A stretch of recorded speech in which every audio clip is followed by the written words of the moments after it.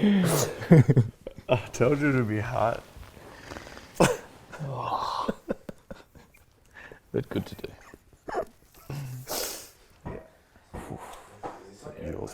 Yep. It is a pretty good couch, isn't it? Despite all the shit that I give it. So I wanted to thank you for coming in because this session's going to be largely focused on you. What? You didn't tell me that. Today is Are You OK Day. Yep. I've always said that I think the mental health crisis can only be solved by the people who aren't going through something. Mm-hmm. I think to be with somebody who is suffering a mental health condition is as bad as suffering it yourself.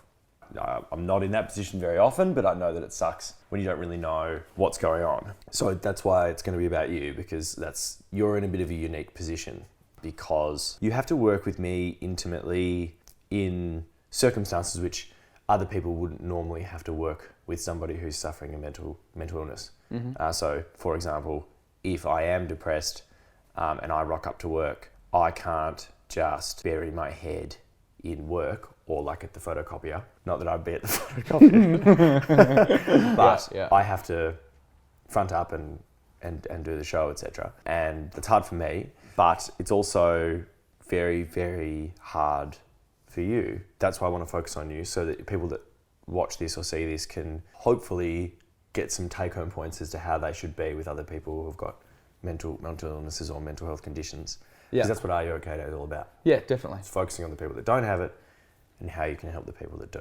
The other reason I want to focus on you is because you are very much the archetypal blokey bloke. Bit of a man's man. You like to steer clear of emotions. And yeah. One trait I do have of a stereotypical macho man is that I don't like addressing my emotions. Yeah. So situations like this do make me feel just a little bit uncomfortable. So you do a really good job of navigating me when I am in that sort of a zone. Thank you. How do you go about it? It's been a journey, actually, because I reckon initially I didn't get it, which we've talked about before, and that was pretty shit when I didn't get it, because it was just like you're seeing someone you love going through something really shit, and you just like naturally you just want to like click your fingers and fix it. Yeah. You just want to go like, what can I do to bring you back immediately? And then you sort of feel a bit like you've let your friend down or your loved one down because you're not able to bring them out of it, and you also can't help but think sometimes like, oh, what have I done? You struggle with not being able to pull me out of it. Yeah, that's not what I try to do anymore. So I know that if you are in a place where you're struggling, you're having a bad day, it's not about what can I do to get you out of that. It's more like we've talked about. It's good to actually say like, hey, are you feeling okay today? Yep. And you've talked to me about that's good for you. Yep. Sorry about that.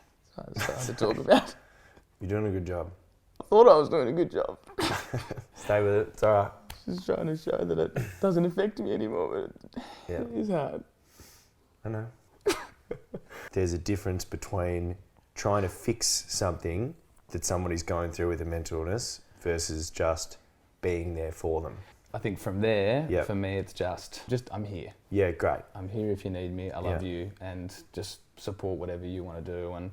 And often for, as you said before, for our work, it's pretty much impossible because of our area of work for you to, when the microphones turn on at 4:00 in the afternoon, to try and sound like you're having a good time or in a good mood is pretty difficult. When I do go to work and I am depressed, how do you look after yourself in those scenarios? I try to, as early as possible, make sure that I've got the mindset of it's nothing you've done, as in me. Because to talk really candidly, when you are in a dark spot, it can at times feel like, I think you're angry at me. Oh, it's quite abrasive. And I know we've talked before, that's hard for you because you've said to me before, it's like you're watching yourself do it and you hate that you're doing it. Well, I try to see the depression as opposed to seeing you. I know that sounds a bit weird, but that does help me. I remember recently, you don't know I heard this, but I'd obviously pissed off a whole bunch of people because of... Sometimes it's funny. You're able to take down a whole room in 5 lines and it's like, whoa! I really set them off. And I was like, walked out and I could hear you in there sort of saying to everyone that it wasn't, sorry, it wasn't me. And you wanted everyone to just forgive me for how I'd been and what I'd said.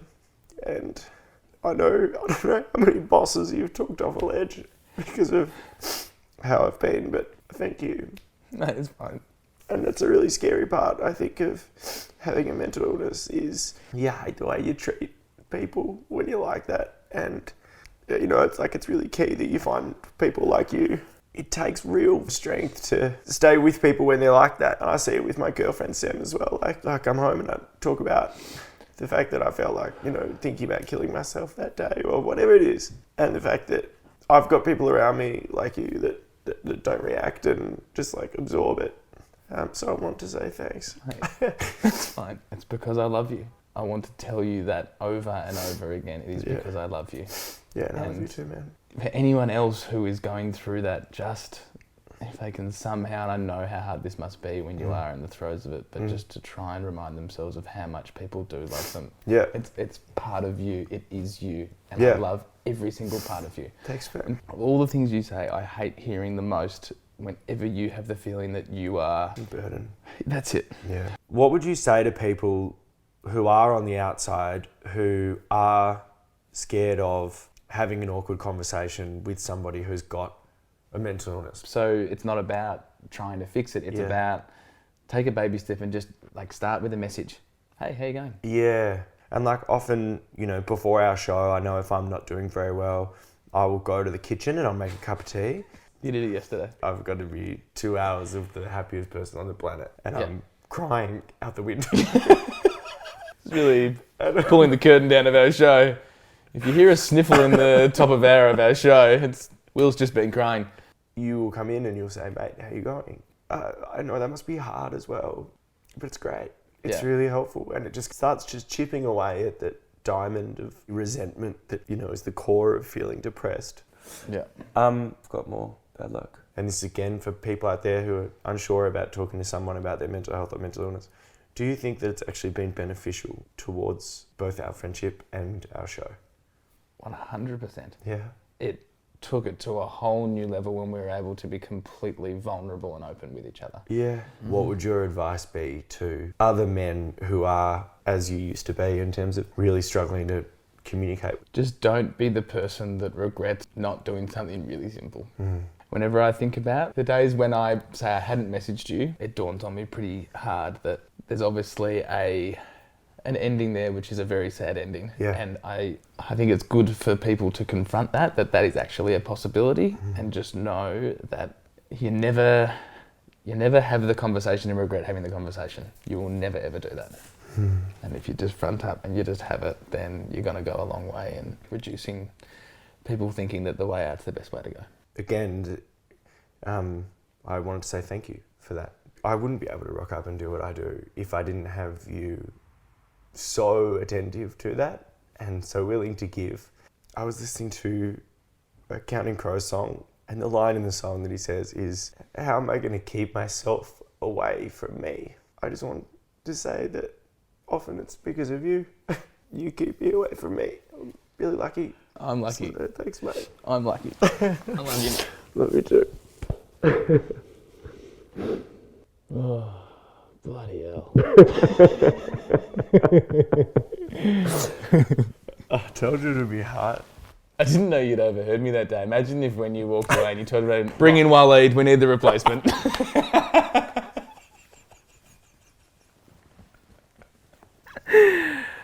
Oh, shit.